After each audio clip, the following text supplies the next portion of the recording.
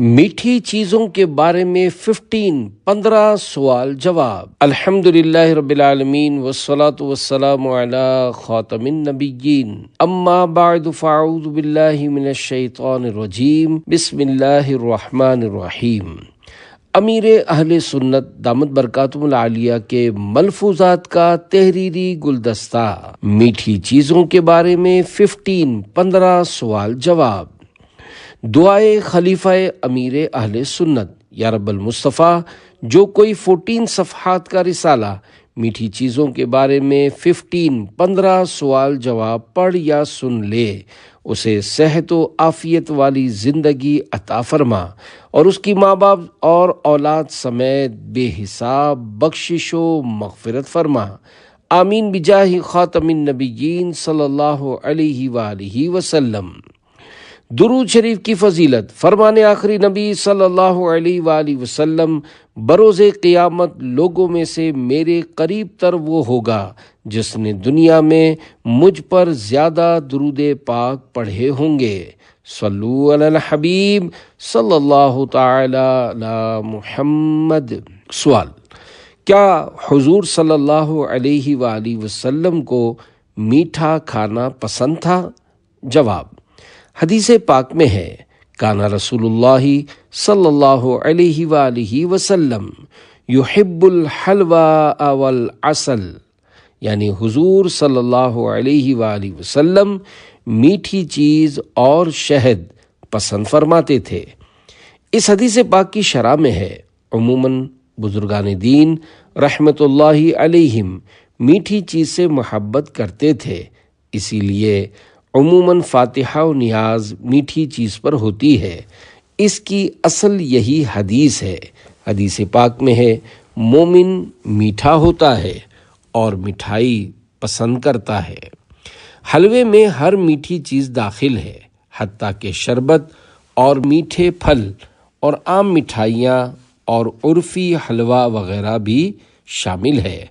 मुरव्वजा हलवा सबसे पहले मुसलमानों के तीसरे खलीफा हज़रत उस्मान गनी रदी अल्लाह अन्हु ने बनाया और इसे रसूलुल्लाह सल्लल्लाहु अलैहि वालिहि वसल्लम की खिदमत में पेश किया, जिसमें आटा, घी और शहद था। हुजूर सल्लल्लाहु अलैहि वालिहि वसल्लम ने बहुत पसंद किया और फरमाया, फ़ारसी लोग इसे दखीस कहते हैं।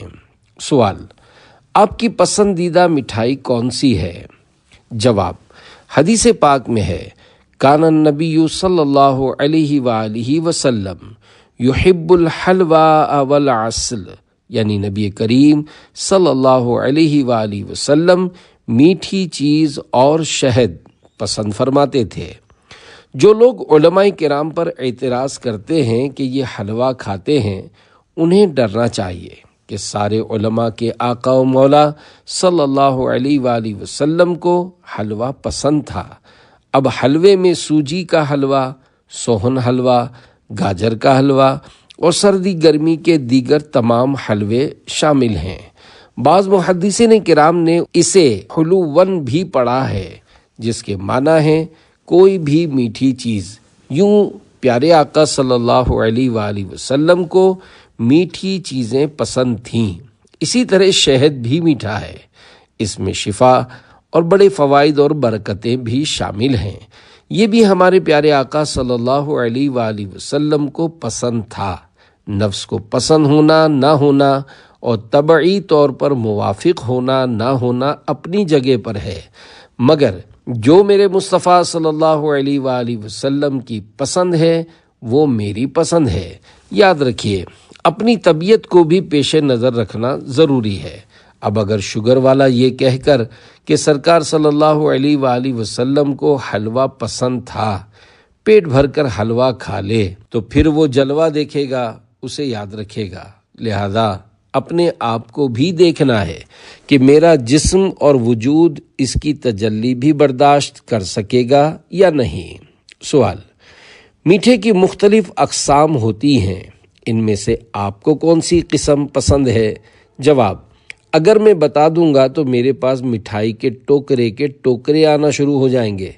मैं बाज़ारी मिठाई से बचता हूँ क्योंकि मेरी उम्र अब बढ़ चुकी है। اگر کوئی کہے کہ سرکار صلی اللہ علیہ وآلہ وسلم کو مٹھائی پسند تھی تو اس سے کہا جائے گا کہ کیا صرف مٹھائی ہی پسند تھی یا کچھ اور بھی پسند تھا؟ دن میں ایک بار کھانا سنت ہے، جبکہ ہم 10 بار کھائیں تب بھی ہمارا پیٹ نہیں بھرتا۔ حالانکہ ایک بار کھانا بھی سرکار صلی اللہ علیہ وآلہ وسلم کا عمل ہے۔ سرکار صلی اللہ علیہ وآلہ وسلم کو مٹھائی پسند تھی۔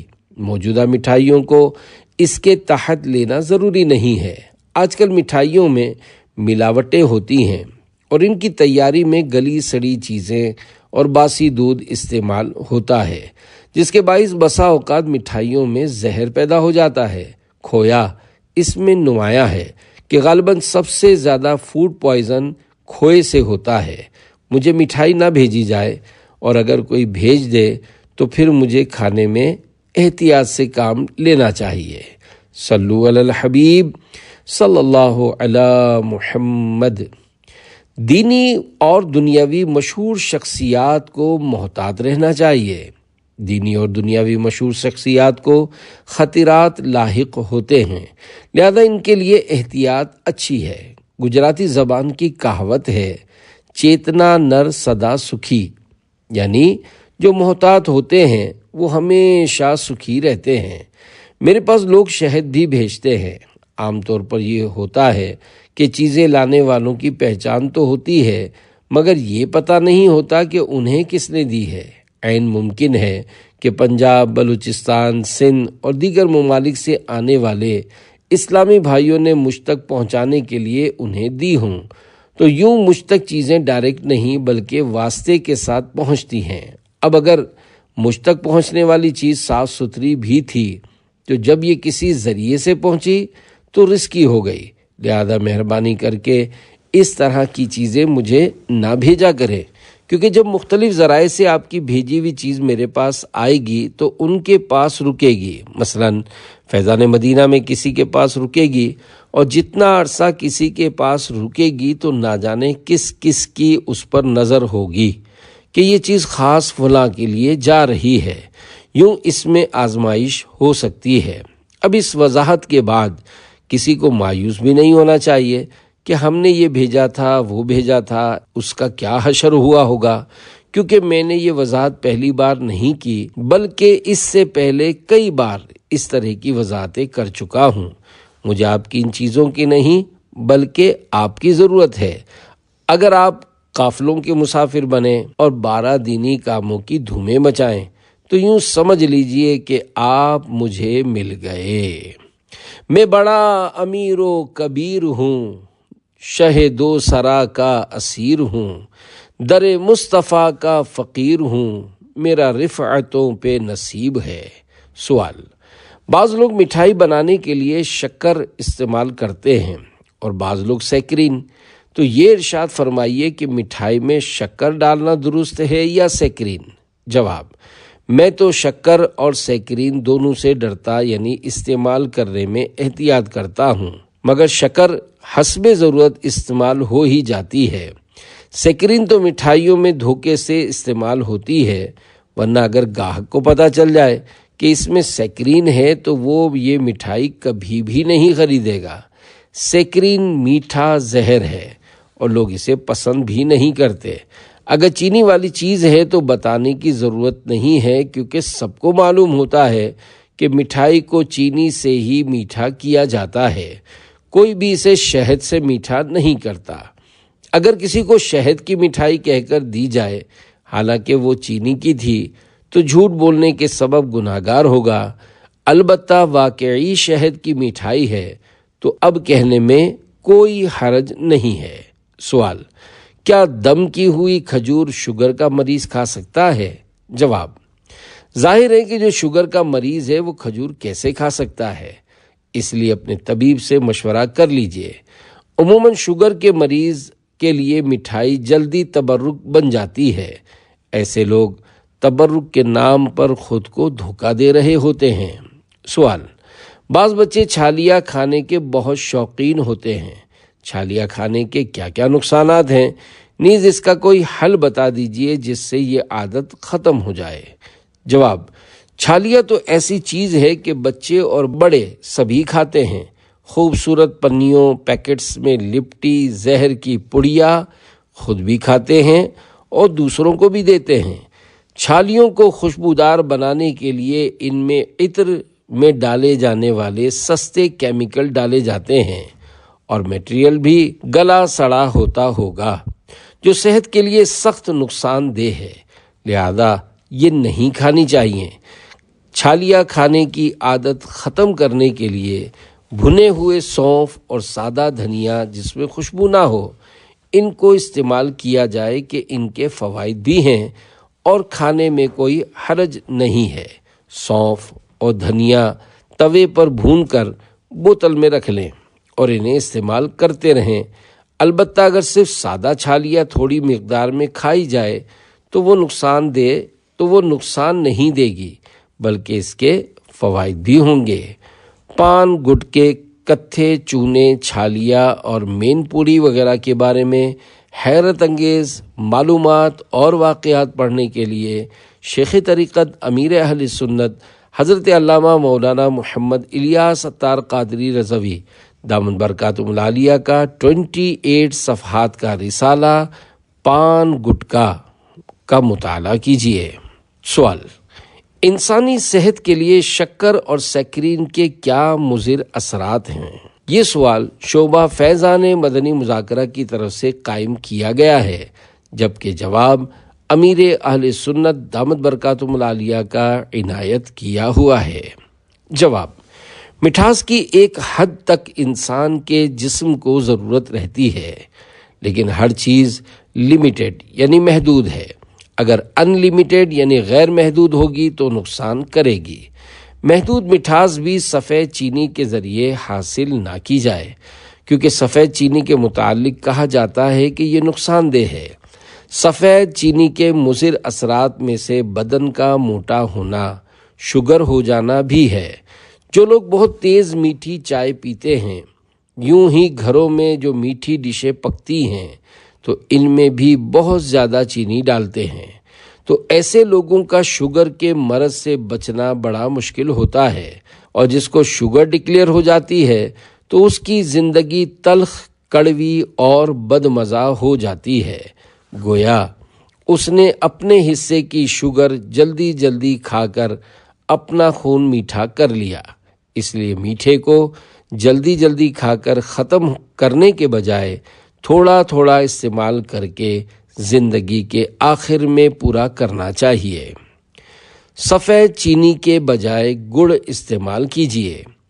اب براؤن شوگر آئی ہے، جس کے متعلق یہ کہا جاتا ہے کہ یہ نقصان دہ نہیں ہے، لیکن ایسا ہونا مشکل نظر آتا ہے۔ اب خدا جانے براؤن شوگر اصل میں بھی ہے یا اسی وائٹ شوگر کو براؤن کلر ڈال کر براؤن شوگر بنا کر مہنگے داموں بیچ رہے ہیں۔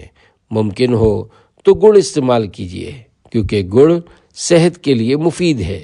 اگر اسے لمٹ یعنی حد کے اندر استعمال کیا جائے تو اس کے کافی فوائد ہیں، لیکن شوگر کے مریض کے لیے گڑ بھی نقصان دہ ہے۔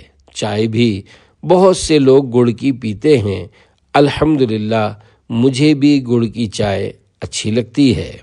سوال: میں دن میں 3 سے 4 بار کڑک چائے پینے کا عادی ہوں، کیا چائے پینے کا کوئی نقصان بھی ہے؟ جواب: آپ کی عمر کے حساب سے میں مشورہ دوں گا کہ آپ فوری طور پر اپنے گردے چیک کروا لیں، کیونکہ چائے گردے کو نقصان کرتی ہے۔ کڑک چائے تو اور بھی زیادہ خطرناک ہے، پھر اسے دن میں 3 4 بار پینا مزید نقصان دہ ہے۔ بعض اوقات اتنے بڑے کپوں میں چائے پیتے ہیں جو کپ نہیں جگ ہوتے ہیں۔ کڑک چائے میں چونکہ چینی کی ضرورت زیادہ پڑتی ہے، ورنہ وہ کڑوی لگے گی، لہذا آپ شوگر کا ٹیسٹ بھی کروا لیں۔ اللہ کرے کہ آپ صحت مند ہوں، لیکن ٹیسٹ کروانے کا مشورہ اس لیے دے رہا ہوں کہ اگر خدا نہ خواستہ کوئی بیماری ہو تو وہ سامنے آ جائے اور اس کا بر وقت علاج کیا جا سکے۔ بہرحال چائے کا استعمال کم کیا جائے اور کڑک چائے کے بجائے نارمل چائے پی جائے۔ میٹھی بھی ایک دم شربت کی طرح نہ ہو، بلکہ مناسب میٹھا رکھیں۔ نیز میٹھے کے لیے گڑ استعمال کرنا چاہیے کیونکہ سفید چینی نقصان دہ ہے۔ دعوت اسلامی بننے سے پہلے میں نے ایک آرٹیکل پڑھا تھا کہ سفید چینی میٹھا زہر ہے۔ اب تو ڈاکٹر صاحبان بھی سفید چینی سے متفق نہیں ہیں، لہذا اس کی جگہ اگر گڑ چلتا ہو تو مناسب مقدار میں گڑ ڈالا جائے کہ یہ اچھا ہے، اور اس سے بھی اچھا شہد ہے، مگر ظاہر ہے کہ شہد مہنگا ہے جسے ہر ایک خریدنے کی طاقت نہیں رکھتا، نیز اصلی شہد کہاں سے لائیں گے؟ بہرحال چائے گردوں کے لیے نقصان دہ ہے، لہذا جس کی عادت نہ ہو تو وہ چائے نہ پیے کہ نہ رہے بانس نہ بجے بانسری۔ سوال: زیادہ چائے پینے کے بارے میں آپ کیا فرماتے ہیں؟ یہ سوال شعبہ ملفوظات امیر اہل سنت کی طرف سے قائم کیا گیا ہے، جبکہ جواب امیر اہل سنت دامت برکاتہم العالیہ کا عنایت کیا ہوا ہے۔ جواب: اگر ضرورت ہو تو تھوڑی مقدار میں چائے پی لینی چاہیے۔ سحری میں نفسیاتی طور پر چائے پی جاتی ہے کہ نہیں پیئیں گے تو سر چڑھ جائے گا۔ میں سحری میں چائے پینے کا عادی نہیں ہوں، کبھی کبھی چائے سامنے آ گئی تو پی لی۔ میری 2 مرتبہ چائے پینے کی روٹین ہے، ایک مرتبہ افطار کے بعد جب کھانا کھاتے ہیں تو اس کے بعد چائے پیتا ہوں تاکہ ہمت رہے اور تراویح پڑھ سکوں، ورنہ نیند آئے گی، اور دوسری مرتبہ عشاء کے بعد جب مدنی مذاکرے کے لیے آتا ہوں تو چائے پی لیتا ہوں۔ بعض لوگ جگ نما بڑے بڑے کپ میں چائے پیتے ہیں اور پھر بولتے ہیں کہ شوگر ہو گئی ہے۔ اس سے شوگر نہیں ہوگی تو کیا ہوگا؟ چائے کم پینی چاہیے، زیادہ چائے پینے سے گردوں کو بھی نقصان پہنچتا ہے۔ اعلیٰ حضرت امام احمد رضا خان رحمۃ اللہ علیہ نے بھی فرمایا ہے کہ چائے گردوں کے لیے نقصان دہ ہے۔ جن کی چائے پینے کی عادت نہیں ہے انہیں میرا مشورہ ہے کہ وہ اس کی عادت نہ ڈالیں۔ اس موقع پر رکن شورا حاجی محمد امین اتاری نے کہا، کل کے مدنی مذاکرے میں آپ نے سحری میں چائے نہ پینے کے حوالے سے مشورہ دیا تھا، تو ایک اسلامی بھائی نے بتایا کہ مجھے رات میں سوتے ہوئے پیشاب کی حاجت ہوتی تھی، میں نے رات میں چائے پینا چھوڑی تو میں نے محسوس کیا کہ الحمدللہ میرا یہ مسئلہ حل ہو گیا ہے۔ سوال: ابھی کسی نے مجھ سے کہا ہے کہ امیر اہل سنت دامت برکاتہم العالیہ کی چائے کا پیالہ بھی تو بڑا ہوتا ہے۔ جواب: پیالہ بڑا ہوتا ہے مگر اندر سے کتنا بھرا ہوتا ہے اس میں جھانک کر دیکھتے تو پتہ چل جاتا۔ چائے کا پیالہ سائز میں بڑا ہوتا ہے لیکن اس میں چائے کی مقدار اتنی نہیں ہوتی جتنا بڑا پیالہ ہوتا ہے۔ میں نے چند بار چائے سے جان چھڑانے کی کوشش کی اور اس کی جگہ گرم پانی بھی پیا ہے، مگر چائے کی عادت نہیں چھوٹی کہ نہ پینے سے سر دکھنا شروع ہو جاتا ہے۔ اللہ کرے کہ میری چائے پینے کی عادت چھوٹ جائے اور اس کی خواہش ہی نہ ہو کہ اس عمر میں تو احتیاط کرنے کی زیادہ ضرورت ہے۔ الحمدللہ میں گڑ کی چائے پیتا ہوں اور عام طور پر ہمارے گھر میں گڑ کی چائے بنتی ہے۔ ہاں اگر گڑ ختم ہو گیا اور چینی آ گئی یا کہیں گئے اور اس نے جیسی چائے دی تو وہ پی لی۔ گڑ فائدہ مند ہے، سفید چینی نقصان دہ ہے، گویا یہ وائٹ پوائزن ہے۔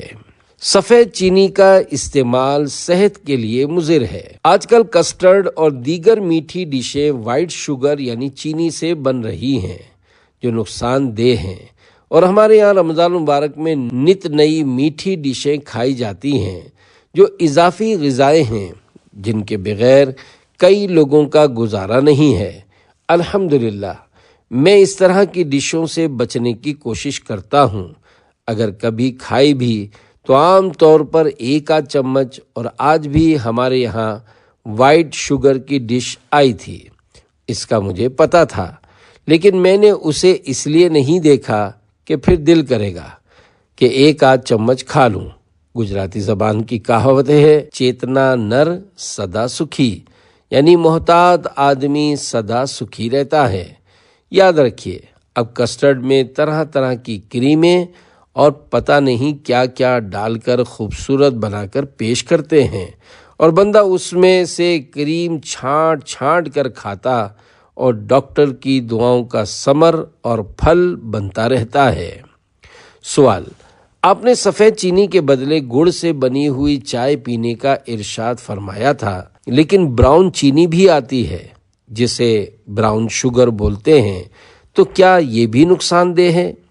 جواب: براؤن شوگر ہی ملے تو ٹھیک ہے، لیکن سفید چینی پر براؤن کلر چھڑک کر براؤن شوگر بنا دیا جاتا ہو جو سفید چینی سے بھی زیادہ نقصان دہ ہو، تو یہ کوئی تعجب کی بات نہیں ہے، کیونکہ براؤن شوگر مہنگی ہوتی ہے اور چور کی 14 نظریں ہوتی ہیں۔ جب میں نے براؤن شوگر استعمال کرنا شروع کی تو میری نواسی نے مجھ سے کہا، باپا براؤن شوگر مہنگی ہے تو خالص کون دے گا؟ اس کی یہ بات میری سمجھ میں بھی آ رہی تھی، لیکن براؤن شوگر ملتی ہی نہیں ایسا بھی نہیں ہے، ڈھونڈنے سے خالص بھی مل جاتی ہے۔ بہرحال گڑ بہتر ہے، اور گڑ بھی وہ ہو جسے خوبصورت بنانے کے لیے کیمیکل سے صاف نہ کیا گیا ہو۔ کیمیکل والا گڑ خوبصورت نظر آتا ہے تو بکتا بھی زیادہ ہے، جبکہ دیسی گڑ زیادہ اچھا ہوتا ہے۔ جب آپ گڑ والی چائے استعمال کریں گے تو ہو سکتا ہے شروع میں من کو نہ بھائے، مگر استعمال کرتے رہیں گے تو عادت بن جائے گی اور پتہ بھی نہیں چلے گا۔ سوال: کیا زیادہ گڑ کھانے سے بھی شوگر ہو سکتی ہے؟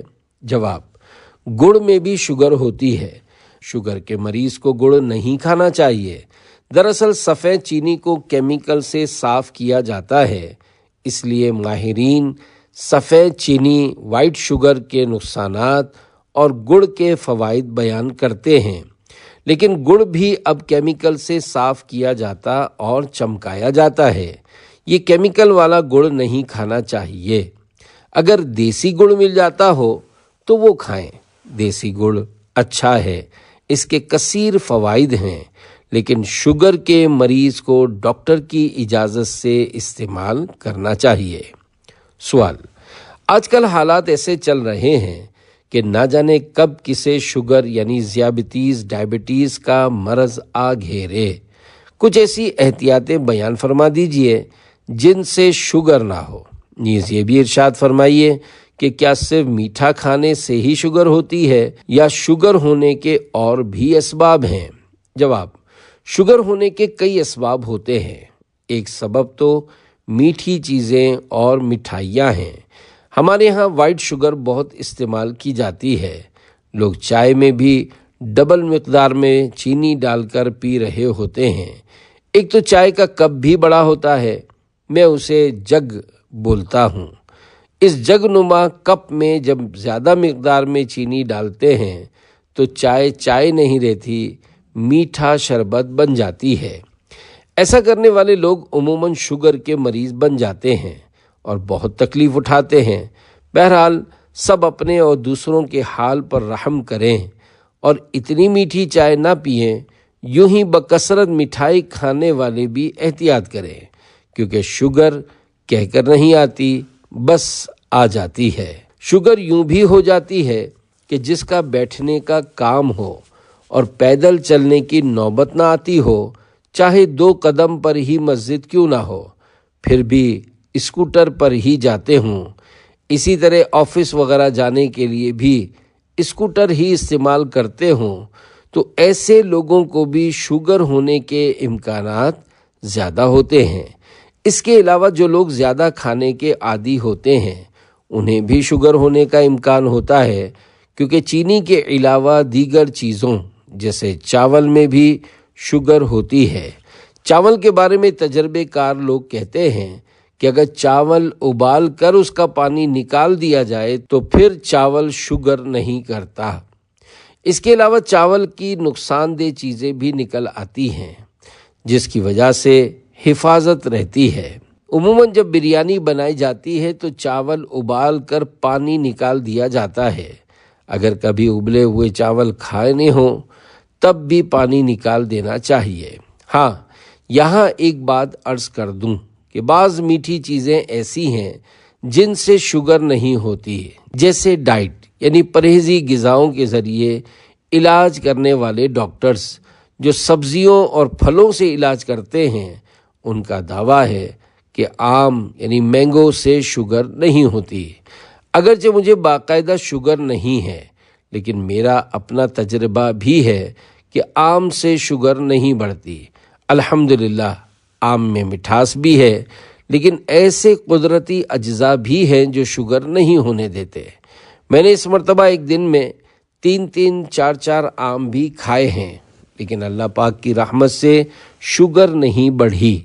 پچھلے سال بھی مجھے یہ تجربہ رہا تھا کہ آم سے شوگر نہیں بڑھی تھی، لیکن ان سب کے باوجود میں آم کھانے کا مشورہ نہیں دوں گا، ورنہ میرے اوپر بات آ جائے گی، کیونکہ ممکن ہے کہ آپ 2 لڈو کھانے کے بعد 1 آم کھا لیں اور آپ کی شوگر بڑھ جائے، تو آپ کہیں گے کہ مدنی چینل پر آم کھانے کا کہا گیا تھا، اس لیے میں نے آم کھائے تھے، لیکن اب میں بستر پر آ گیا ہوں، حالانکہ شوگر لڈو کی وجہ سے بڑھی تھی، نہ کہ آم کی وجہ سے، لیکن پھر بھی بدنام آم ہو جائے گا۔ اس لیے چاہے لڈو کھانا ہو یا آم کھانا ہو، اپنے ڈاکٹر سے مشورہ کر لینا، مجھے داؤ پہ مت لگا دینا۔ یہ بھی ممکن ہے کہ آپ کا ڈاکٹر آپ کو آم کھانے سے منع کر دے اور کہے کہ یہ کیسے ہو سکتا ہے کہ آم سے شوگر نہ ہو، آم تو بہت میٹھا ہوتا ہے۔ اگر ڈاکٹر منع کرے تو پھر آپ اس کی بات پر عمل کیجیے گا، اس سے آپ کی کچھ نہ کچھ رقم ہی بچ جائے گی۔ شوگر کا روحانی علاج۔ دعوت اسلامی کے مکتبۃ المدینہ کی کتاب مدنی پن سورہ امیر اہل سنت دامت برکاتہم العالیہ کی کتاب ہے اور اس کے 455 صفحات ہیں۔ یہ کتاب مشہور قرآنی سورتوں، دعاؤں، درودوں، روحانی و طبی علاجوں کا دلچسپ مجموعہ ہے۔ اس کتاب کا ہر گھر میں ہونا مفید ہے۔ مکتبۃ المدینہ سے ہدیتاً حاصل کی جا سکتی ہے۔ دعوت اسلامی کے مکتبۃ المدینہ کی کتاب مدنی پن سورہ میں شوگر کا علاج موجود ہے۔ قرآن کریم کی آیت مبارکہ ہے، ربی ادخلنی مدخل صدق واخرجنی مخرج صدق واجعل لی من لدنک سلطانا نصیرا۔ پارہ 15 سورہ بنی اسرائیل آیت 80۔ آسان ترجمہ قرآن کنز العرفان۔ اور اے حبیب یوں عرض کرو کہ اے میرے رب مجھے پسندیدہ طریقے سے داخل فرما اور مجھے پسندیدہ طریقے سے نکال دے، اور میرے لیے اپنی طرف سے مددگار قوت بنا دے۔